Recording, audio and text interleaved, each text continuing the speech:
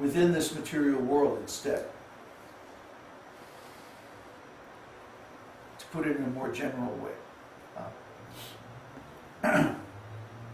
Some devotees are related to Krishna as a servant. So then, when they go apart from Krishna, they try to find a master in this material world.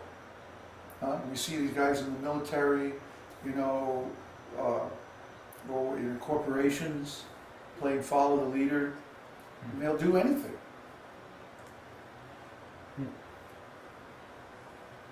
We see them in religious organizations, doing sometimes really nonsense things on the plea of pleasing the leader, the master. So they're trying to relish the same rasa of servitorship, but instead of in relation to Krishna, in relation to some human being in this material world. Same thing with friendship, parenthood, conjugal love, whatever the sthāyi bhava of that particular devotee is, they will try to satisfy it within this material world by seeking out places, situations, relationships that allow them to relish that taste in a material context. And of course the problem with all of these is that they're very unsatisfying. No one can actually replace Krishna. No situation in this material world can actually replace the spiritual world, where everything is eternal and perfect. So the living entities become very frustrated, and they become very angry. So then you have this original taste, this original rasa, mixed with the anger and frustration of trying unsuccessfully again and again and again to taste it in this material world. So I would have to say that, the deep feelings that you go through just before self-realization have very much to do with one's actual spiritual nature, his or her sthāyi bhava, or permanent relationship with Krishna.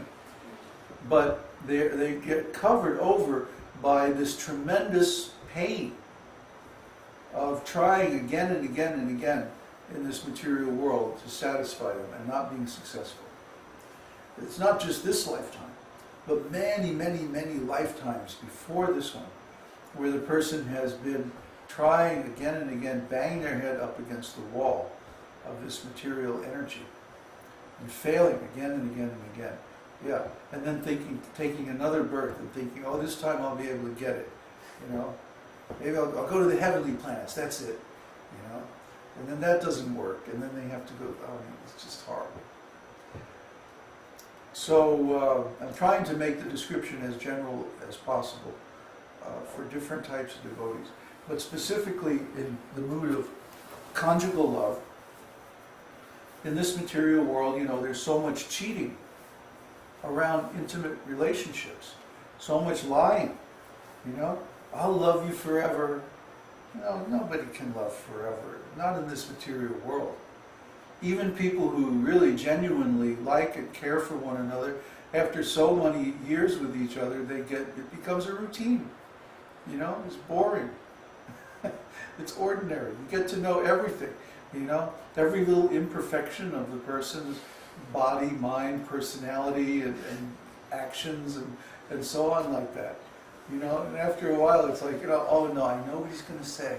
He's going to say, and then he says it, and you go like, I knew he was going to say that. And no one or no relationship in this world can maintain its charm indefinitely. So we always reach a point where we become like fed up, and frustrated, and it's like, then if we don't know what's going on, we'll think, oh, maybe if I try somebody else, and then so maybe there's an affair, or there's some cheating, or some looking around on the internet or whatever, and then this creates a strain in the relationship, and oh, here we go again,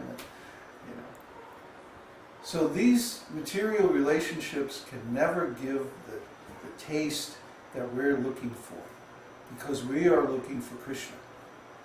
And Krishna is perfect. So when we finally realize this begins the healing process. But still, there's a lot of stuff that you have to go through because of past experiences. You know how the mind works. As soon as you come in contact with something that reminds you of a past painful experience, the mind will come up with the whole thing and then try to identify that with the present situation. You see? And the closer you get to Krishna, the more the mind will bring up all these past painful experiences and try to convince you that, oh, you're going to be cheated, oh, this is never going to work, oh, you're going to get hurt again, oh, it's going to be the same thing again and again. Because that's how the mind works. The mind works by association. So when you get in a situation where you're getting close to Krishna and you're starting to feel real affection for Krishna, real love for Krishna, then the mind will come up with all these, oh, remember the last time you got to this point and then it all fell apart and you got cheated and the same thing's going to happen again and then. So this is where you have to exert very extreme self-discipline and control of the mind and realize that this is just the mind, this is just my particular neurosis, and the mind is coming up with this because of its habit of reminding me of past painful experiences, past traumatic experiences, because that's the function of the mind. The mind is there to remind us that, hey, last time you did this, remember you got hurt and this happened. And, you fell off your bicycle and you got a big scrape and it hurt. So don't do it this time. See, the mind is always doubting. The mind is always trying to say, no, stop, don't do that. See? Or on the other hand, oh, the last time you did this, it was great. Yeah, let's do it again. Right? So you get an addiction happening. So it's either positive feedback or negative feedback, but the mind is a feedback mechanism. So it takes our current experience and it compares it with these memories of the past, either pleasurable or painful, mostly painful, because most of our experience is painful in this world. So we have to become very careful when dealing with Krishna consciousness, especially in the advanced stages, not to listen to the mind, but to listen to the scriptures. Shastra chakshus. See through the eyes of the scriptures. And through the eyes of the scriptures, we can understand what's happening, is that as we advance in devotional service, so many of these previous experiences are going to come up, and we're going to have to defeat them. Defeat the mind. And say, no, this does not apply. Because in the past, their experience was in relation to some mundane person. And this experience now is in relation to Krishna. So that similarity doesn't apply because Krishna is perfect. And after we get many years of experience of working with Krishna, we'll actually understand his character and how reliable he is and how firm his promise is and how merciful he is and how kind. And we'll grow to trust Krishna so that when things get rough, just like if you have a good strong friendship or a good strong marriage, even if things get rough, you don't consider, just to break it up. You say, well, things are a little rough now, but we got through it before and we'll get through it again. See, that's a good, strong relationship because it's based on a firm commitment. So, similarly, we have to be like that with Krishna. We have to know that even though there may be some rough spots, there may be some times when the mind is really bothering us. Krishna, every time that we were sincere in the past, we got a good result from Krishna. Krishna was able to fulfill his promise Similarly, he's going to do it again this time.